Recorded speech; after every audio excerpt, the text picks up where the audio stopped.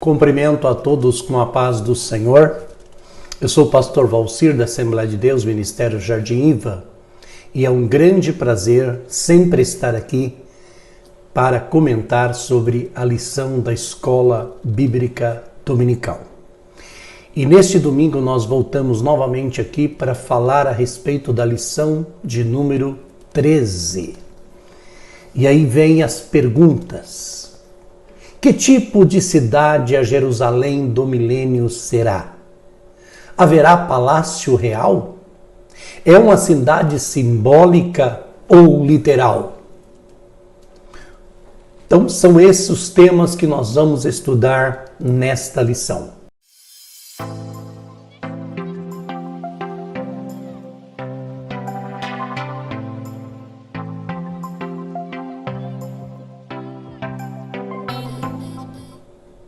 Paz do Senhor, meus amados irmãos. Se você não é inscrito, se inscreva e nos segue aí. Nós já temos uma playlist de várias lições.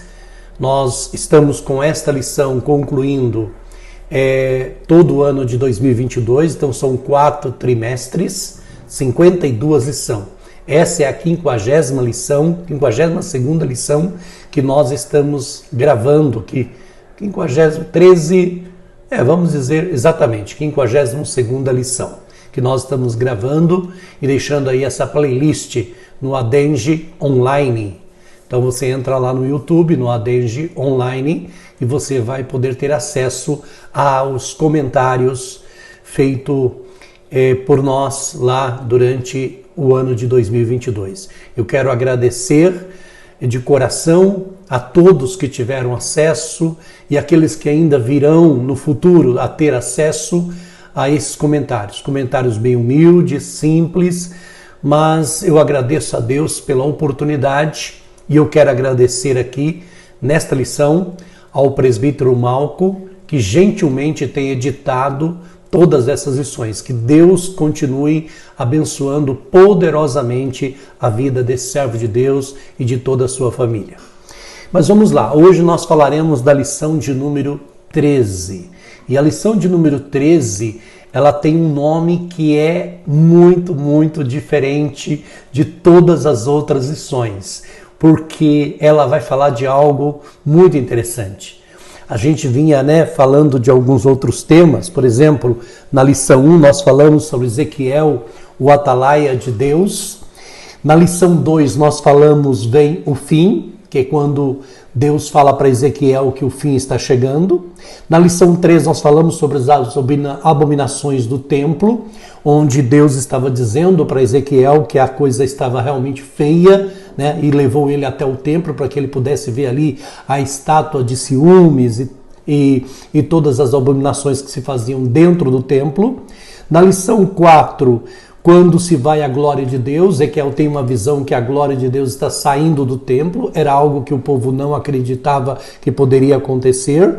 Na lição 5, ele fala contra os falsos profetas, e Israel tem uma história muito clara, da presença de falsos profetas no meio deles, o que não é diferente nos nossos dias. Também estamos tendo essa infelicidade, Aliás, durante todo o tempo, a gente vai tendo esses falsos profetas no decorrer da história da igreja.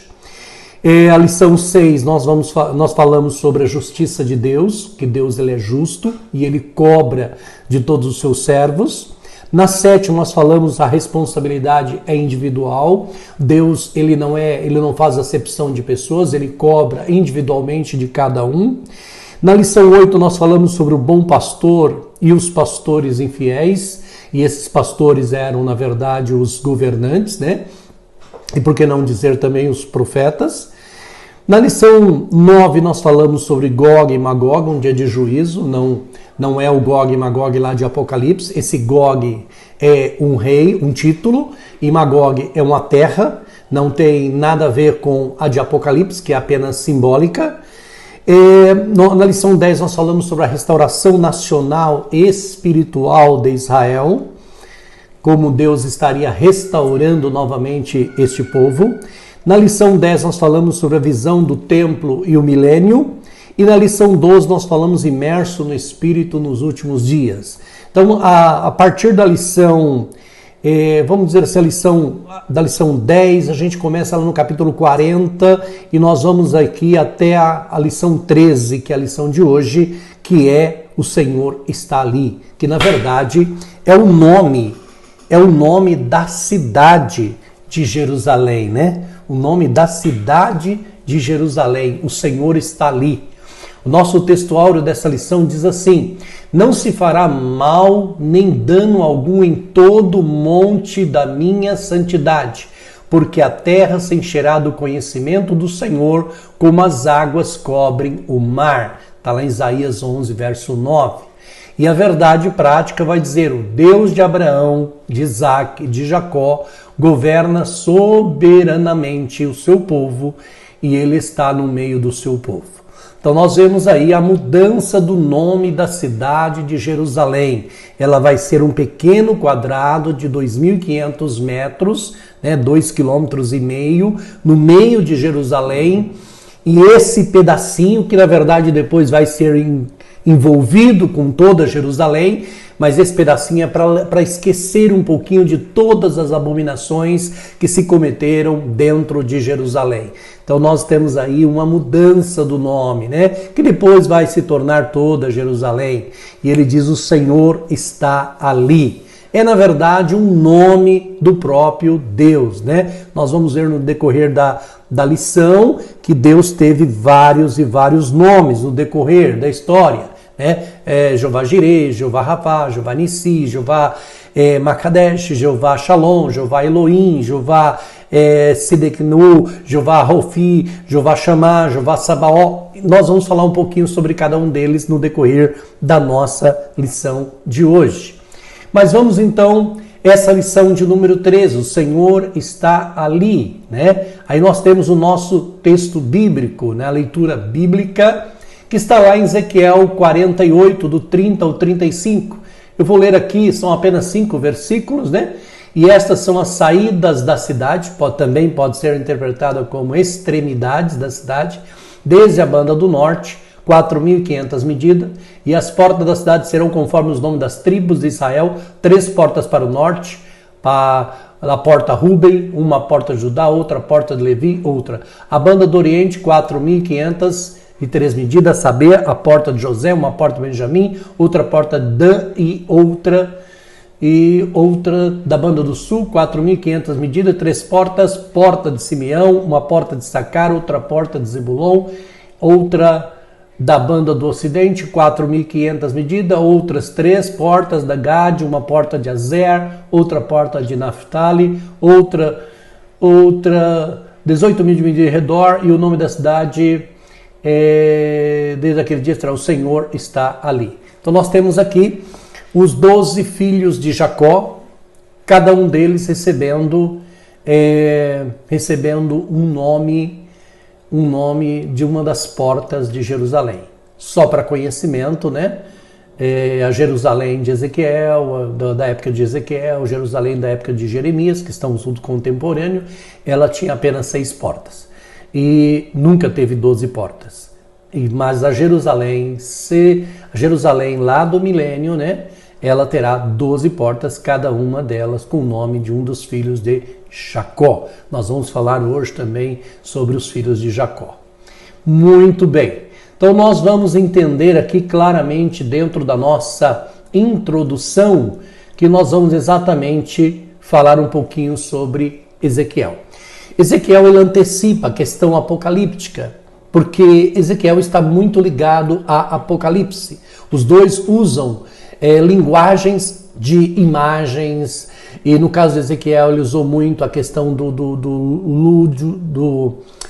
teatro, E ele fez muitas encenações e teve também várias visões. Ele começa com uma visão assim fantástica, da glória de Deus.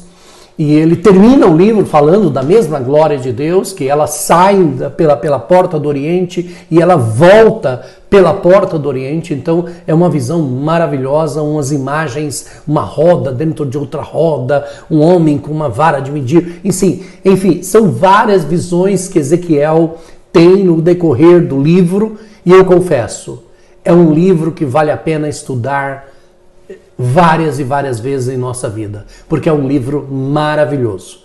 Nos meus 40 anos de cristão, eu nunca tinha estudado com tanto assim, com um pouquinho, tanto não, com muita oportunidade de estudar, mas com um pouquinho de dedicação, o livro de Ezequiel. E é fantástico o livro de Ezequiel. Aconselho a todos a estudarem esse livro, porque realmente ele fala de algo muito interessante para nós. Então, o livro ele começa com a visão da glória de Javé e ele conclui com a descrição da glória de Deus na Jerusalém glorificada.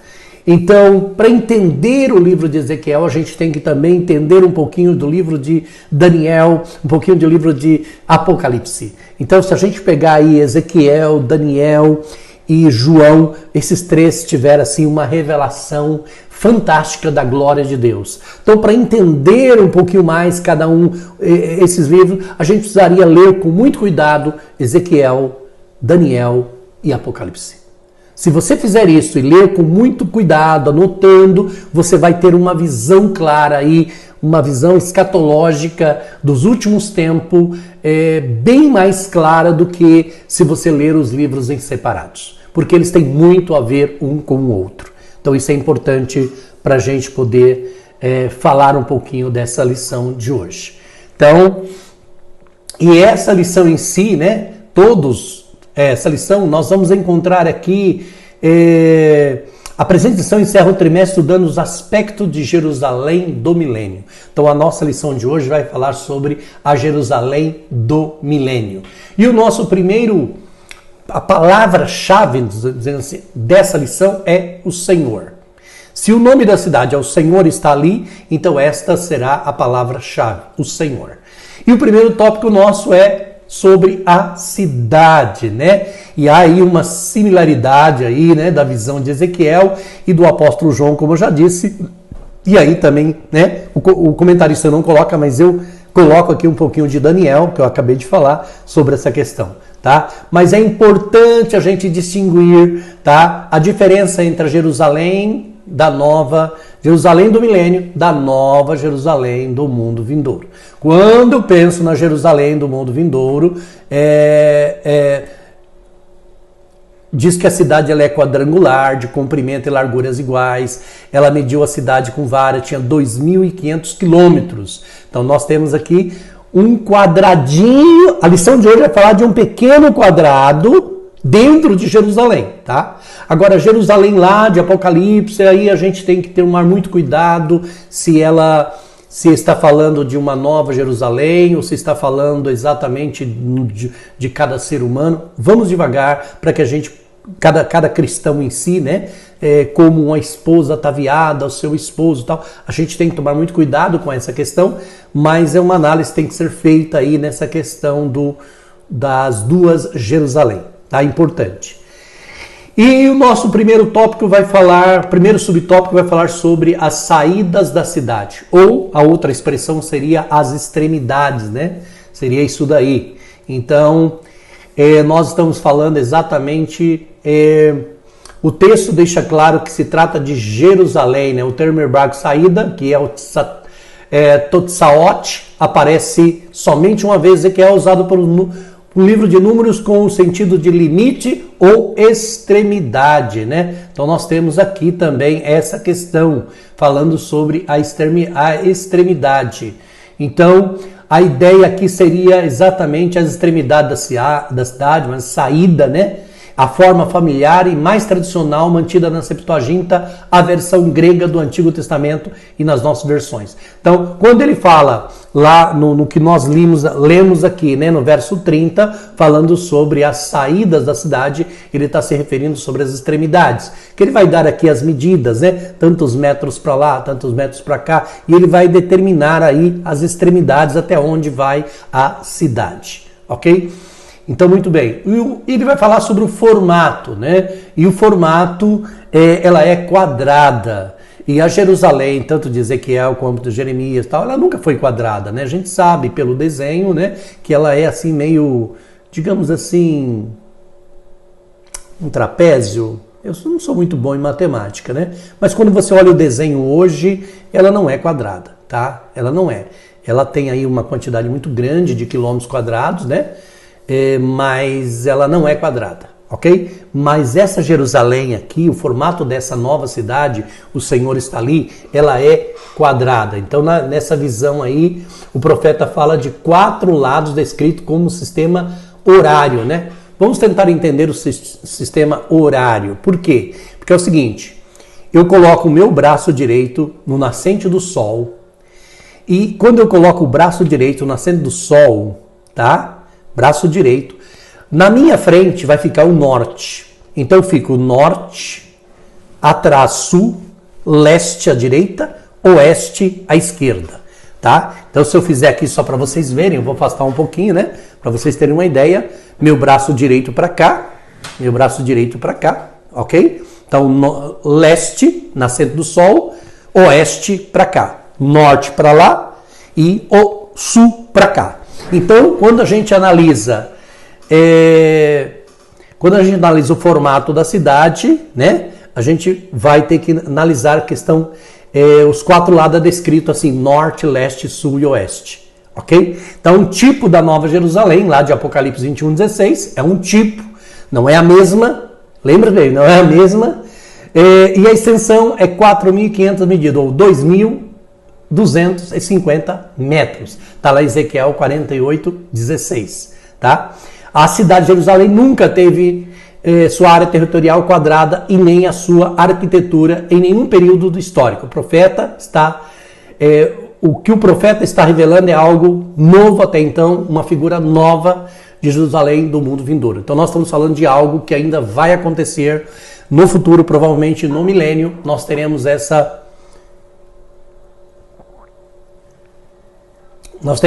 Jerusalém diferenciada aí, uma Jerusalém diferente, ok? Então é um pequeno quadrado de 2.500 metros dentro de Jerusalém.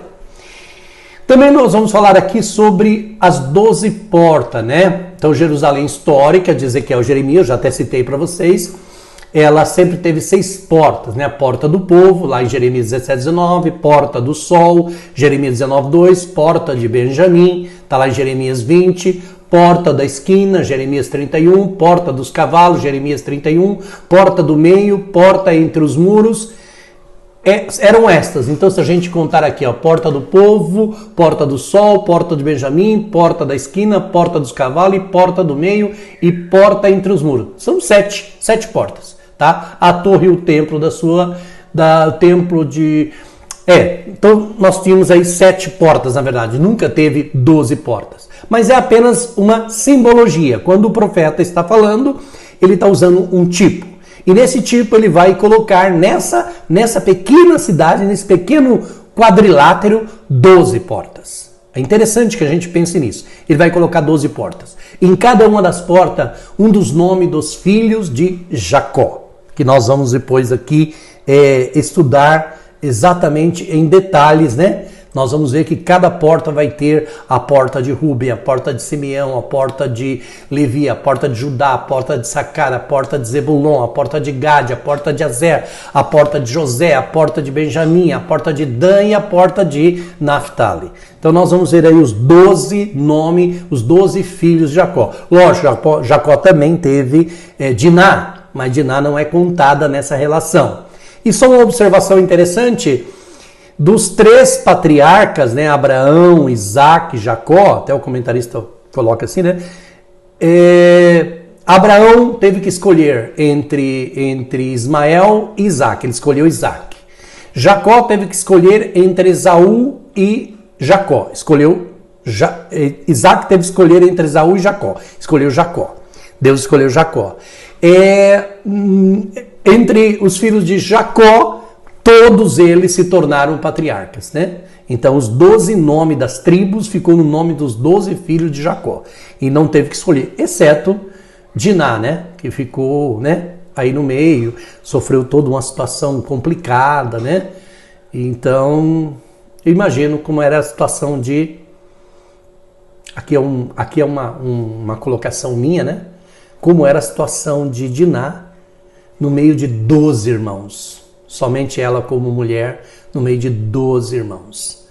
Era uma situação muito difícil. E principalmente naquela época onde a mulher não tinha, eu diria assim, por questões culturais, a mulher não era em pé de igualdade ao homem, ok? Então nós temos aqui as 12 portas. Aí tem aqui o comentarista faz uma alusão a um templo do deus Marduk, né? Que talvez Ezequiel tivesse usado a imagem desse templo que tinha 12 portas. Mas aí a gente vai ver no subtópico 4 a origem do formato das portas, né?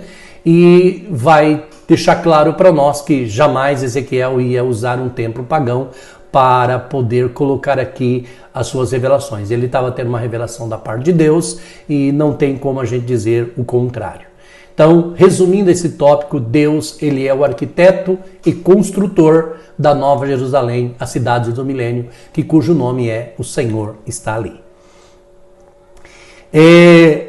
Quando a gente para pensar na descrição literal, né, a descrição da cidade, ela é uma figura de Jerusalém, cujo arquiteto é o próprio Deus. Segundo tópico nosso, sobre o nome das 12 tribos, né? Então nós temos aqui os 12 filhos de Jacó, né? As 12 tribos de Israel. Na Bíblia nós vamos encontrar aí uma lista, né? Uma lista grande, né? 20 listas dos filhos de Jacó e das respectivas tribos de Israel no Antigo Testamento. Mas não há um padrão entre elas. Mas eu quero mostrar a vocês, falar a vocês o seguinte. Jacó, quando ele fugiu da casa do seu pai,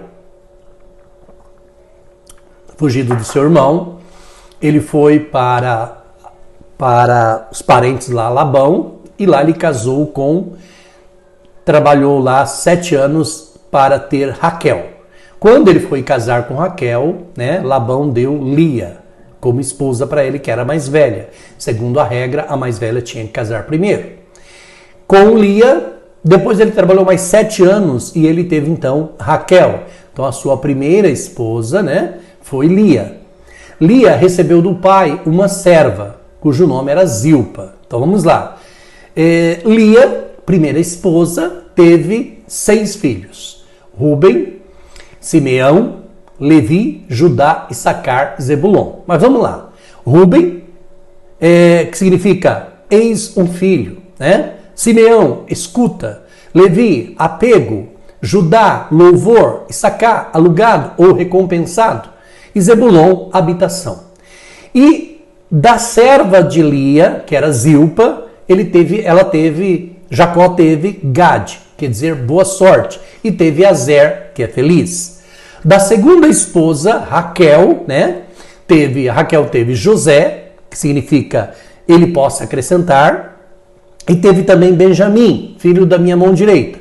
Raquel também tinha uma serva. E ela também teve relações com seu marido Jacó.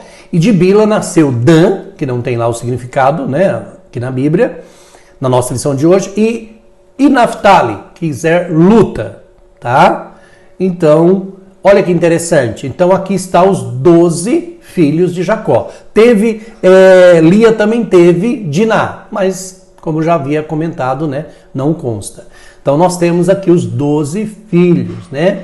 Então, se a gente olhar dentro da lição, a gente vai encontrar uma lista diferente e tal. Agora, provavelmente os escritores bíblicos tinham um critério ao colocar na ordem que foi colocada lá no nome dos 12 portões da cidade da Nova Jerusalém, esse pequeno quadrilátero que estará dentro de Jerusalém, que será uma cidade muito santa, não haverá nenhum tipo de contaminação. Por que ele colocou naquela ordem, que não é uma ordem que bate com a ordem correta? Provavelmente eles tinham um critério, e esse critério não nos foi revelado, tá? Então o critério não nos foi revelado, mas a gente analisando lá Gênesis 29, Gênesis 30, né? Gênesis 29, capítulo 29 e 30, a gente vê a descrição de todo o nascimento dos filhos de Jacó. Propósito, qual era o propósito? O propósito nós não sabemos, né? O propósito dos nomes, a gente vê o último deles foi o único em que não houve eliminatórias, né? Ou melhor dizendo, perdão, fiz uma pequena confusãozinha aqui. Eu já havia dito a respeito de Abraão, né? Volto a repetir, Abraão, Isaac e Jacó, os 3 grandes patriarcas. Eu já falei para vocês, o único em que não houve eliminatória dos filhos foi exatamente Jacó. Jacó usou todos os 12 filhos para serem patriarcas. Abraão teve que escolher entre Isaac e Ismael, Isaac escolheu entre Esaú e Jacó, ok? Então nós vemos aí. Então todos foram incluídos. Os 12 filhos de Jacó deram os nomes aos 12 territórios da terra de Canaã. Então quando você olha o mapa da terra prometida, você vai ver ela toda cortada e em cada parte o nome das tribos de Israel, tá? E também o próprio sumo sacerdote carregava, né, no seu corpo pedras com os nomes das 12 tribos de Israel, para dizer, toda vez que você chegar diante do Senhor, você vai lembrar das 12 tribos de Israel, vai colocá-los diante da presença de Deus. Então o nome das 12 portas de Jerusalém, milenial, tem o propósito aí e a memória dos filhos de Israel. Então qual é o propósito dos nomes? Levar a memória, ok? Muito bem, aí nós temos aqui o terceiro tópico, que é o Senhor está ali, que é o novo nome da cidade, uma cidade santa, purificada, né? Para não deixar nenhum tipo de lembrança das prostituições, dos pecados, para deletar totalmente da memória todas as abominações, né? E por isso foi necessário mudar o nome. Eu acho que aqui vem um princípio para nós, né? Chega um momento da nossa vida que nós precisamos mudar o nosso nome. Em outras palavras, esquecer o passado de pecado, se porventura a gente estivesse vivendo nesse passado de pecado. Então é importante a gente lembrar desse detalhe importante. Outra coisa que a gente vê aqui, primeiro tópico aqui primeiro subtópico, o nome da cidade. O primeiro nome da cidade de Jerusalém era Salém, está lá em Salmo 76:2, que significa paz. E desde o dia do patriarca Abraão, né, Gênesis 14:18, ela foi chamada também de Jebus, lá em Juízes 19:10, que esteve sob o domínio dos Jebuseus. Foi conquistada por Davi, depois de alguns séculos, na conquista de Canaã, chamada também Cidade de Davi, lá em 2 Samuel 5, 6, 7. Ela é também chamada de Sião e de Ariel, está lá em Isaías 2:3 e 29, 1 e 2. Então Jerusalém é o nome mais conhecido da cidade. E só um pequeno adendo, hoje nós temos lá em Israel, Jerusalém, capital religiosa, e Tel Aviv, a capital comercial. Tá? Então, capital comercial é Tel Aviv, onde fica todas as embaixadas, embora algumas já estão mudando para Jerusalém, mas Jerusalém hoje é a capital religiosa, que não é dominada 100% por Israel. Ali tem todo um acordo, né, entre várias outras etnias ali dentro que fazem parte de Jerusalém. Eu tenho um desejo de conhecer Jerusalém, ir até lá, pisar nos lugares onde Jesus pisou. Mas até que a gente tenha essa oportunidade, a gente vai assistindo os vídeos aí e principalmente faço aqui gratuitamente, né, seria um tipo de jabá, Israel em Aline, lá no YouTube, Aline em Israel, ou Israel em Aline, ou Aline em Israel. Vai lá, coloca lá Aline em Israel e você vai ver vários vídeos sobre Israel. Para nós que não temos ainda a oportunidade de conhecer Israel, assistindo os vídeos dessa senhora, dessa jovem senhora, você vai conhecer vários pontos de Israel. Vale a pena, tá? Eu quero nessas férias, se houver oportunidade, eu quero maratonar todos os vídeos dela para aumentar o meu conhecimento sobre a cidade de Israel, sobre o país de Israel, ok? É muito importante. Então nós temos aqui, tá? O Senhor está ali, é o novo nome da cidade do milênio e o objetivo é dissociar o nome de Jerusalém com os pecados do passado. E aí nós temos os nomes divinos, né? Os nomes de Deus são apenas um apelativo, né? Não são apenas um apelativo, melhor dizendo, nem simplesmente uma identificação pessoal, mas são inerentes à sua natureza, né? Cada nome está ligado à natureza de Deus, né? E aí nós temos Jeová Jireh, o Senhor proverá. Lá em Gênesis 22:14, Jeová Rafá, o Senhor que sara. Êxodo 15:26, Jeová Nissi, o Senhor é minha bandeira. Êxodo 17:15, Jeová Makadesh, o Senhor que santifica, torna santo. Levítico 20, verso 8. E Ezequiel 37:28, Jeová Shalom, o Senhor é a nossa paz. Está lá em Juízes 6:24. Jeová Elohim, o Senhor Deus. Gênesis 2:4. Jeová Tzidkenu, é o Senhor nossa justiça. Jeremias 33:16. Jeová Rohi, o Senhor nosso pastor. Salmo 23:1. Jeová Shammah, que é o nome da cidade, né? Deus deu o nome um dos próprios nomes, faz parte da sua natureza. A lição de hoje, né, que poderia ser chamada também de Jeová Shammah, o Senhor está ali, Ezequiel 48:35, e Jeová Sabaó, o Senhor dos exércitos, lá em Isaías 1:24 e Salmo 46:7. Então, com isso a gente vê que Yahvé Shammah, ou Jeová, a palavra Yahvé quer dizer Jeová, tá? Então nós vemos aí que tem todos esses nomes aí voltados. Então o Senhor está ali, ou Jeová Shammah, né? É o novo nome da cidade do milênio, para dissociar aí dos pecados que havia ali. E concluindo, né? O apóstolo Paulo ensina que com a queda de Israel veio a salvação para os gentios, o que não diremos com sua plenitude. Romanos 11, verso 12. As bênçãos anunciadas nas profecias de Ezequiel não se restringem apenas ao povo judeu, elas são extensivas a toda a terra. É importante salientar que nós já estamos sendo abençoados como igreja pela presença do Espírito Santo em nossas vidas. Que Deus te abençoe grandemente, que o Senhor venha fazer prosperar a sua vida, um Feliz Natal e um próspero Ano Novo a todos os ouvintes, a todos aqueles que porventura vir no futuro assistir. Que Deus abençoe a sua vida poderosamente. Fique na paz do Senhor.